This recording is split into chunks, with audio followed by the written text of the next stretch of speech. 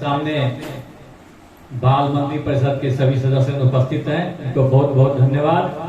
और साथ ही बैठक में भाग लेने वाले हमारे सभी शिक्षक शिक्षिकाओं का भी हम आभार प्रकट करना चाहेंगे। विद्यालय व्यवस्था में बाल संसद का योगदान बहुत बड़ा होता है।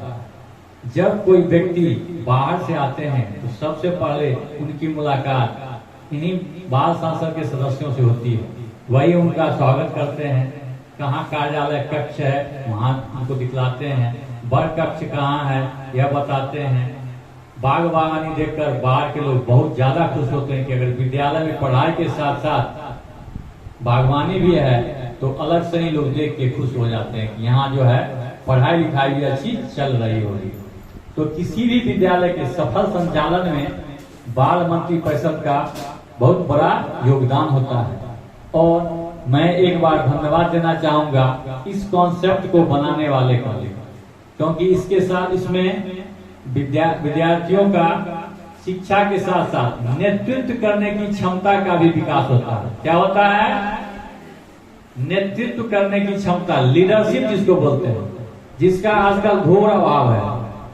और शिक्षित व्यक्ति लीडर हो जाते हैं और दूसरे पर अपनी ऑर्डर का जो है प्रेशर बनाते हैं। ऐसा नहीं होना चाहिए।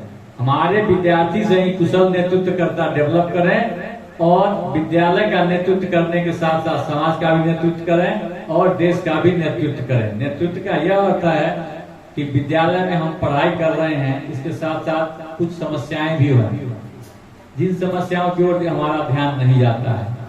पहले तो बाल मंत्री परिषद का गठन किया गया, उसके बीच में सभी विभागों का बंटवारा किया गया। प्रधानमंत्री है तो उप प्रधानमंत्री भी है, शिक्षा मंत्री भी है, उसके साथ साथ उप शिक्षा मंत्री भी है, बागवानी मंत्री भी है, पुस्तकालय मंत्री भी है। सभी विभाग अलग अलग हैं, परंतु विभागों का सफल संचालन हो रहा है या नहीं हो रहा है यह देखना प्रधानमंत्री का काम है। किसका काम है? अगर विद्यालय में पुस्तकालय है और पुस्तकालय के पुस्तकों का सही से बंटवारा नहीं हो रहा है, उसका उपयोग नहीं हो रहा है, तो यह बात अच्छी नहीं मानी जाएगी। उसके लिए हमको पुस्तकालय मंत्री से संपर्क करना होगा और बताना होगा कि आप पुस्तकालय के पुस्तकों का उपयोग बच्चों के बीच करें, अनिवार्य रूप से करें। इसके साथ ही विद्यालय में कोई कमी दिखाई दे रही है, जैसे मान लीजिए आपके विद्यालय में समाचार पत्र आ रहा है कि नहीं आ रहा है, आ रहा है तो नियमित आ रहा है कि नहीं, इसकी भी जवाबदेही है। इसमें विद्यालय में ये सब उपलब्ध होना चाहिए। शौचालय है तो उसमें पानी है कि नहीं, पानी है तो फिर उसका साफ सफाई हो रहा है कि नहीं हो रहा है। सिर्फ नल लगाने से तो नहीं होता है, उसकी सफाई भी होनी चाहिए। सफाई में स्वच्छता का ध्यान रखना चाहिए। जो बच्चे सफाई कर रहे हैं, सफाई के बाद उनको भी सफाई करने के लिए आप साबुन दें। साबुन है आपके पास? विद्यालय में साबुन जी ये यहाँ पर उपलब्ध है। आप लोग जो विद्यार्थी साफ सफाई कर रहा हो, सफाई करने के बाद उसको हाथ धोने के लिए साबुन उपलब्ध कराया जाना चाहिए।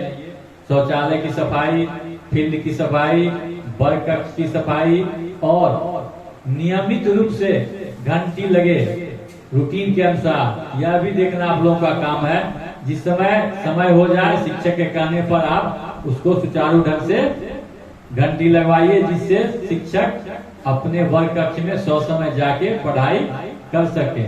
इसके साथ ही विद्यालयों में अन्य प्रकार की भी समस्याएं आती रहती है, जिसको कहते हैं अनकॉल्ड प्रॉब्लम। अब विद्यार्थी यहाँ पढ़ रहा है, अपने ध्यान से जिसे पढ़ा रहे हैं, कुछ अनवांछित लोग आ जाते हैं तो उसका रिपोर्ट एचएम से तुरंत करना चाहिए कि सर कोई बाहरी लड़का आ गया है ना। और यहाँ पर खास कर लड़कियों की सुरक्षा का भी विशेष ध्यान देना होता है। इसके लिए भी बाल मंत्री परिषद को अपना दायित्व निभाना चाहिए। जिस विद्यालय का बाल मंत्री परिषद जितना ही एक्टिव होगा वह विद्यालय उतना ही अच्छा होगा। इसी वाणी के साथ मैं अपनी वाणी को विराम देता हूँ। जय हिंद, जय श्री। धन्यवाद सुनील सर, संयोजक महोदय। और आप